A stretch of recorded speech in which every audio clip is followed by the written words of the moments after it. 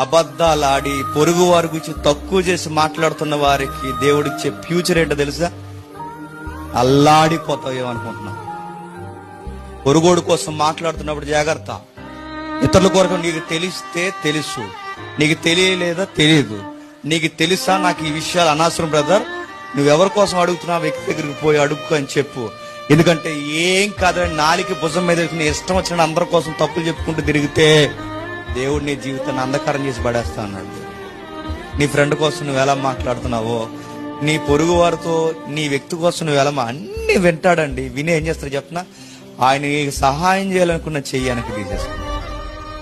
మంచి నేచర్ కాదు అది. మన ప్రార్థన వినాలనుకుంటాడు.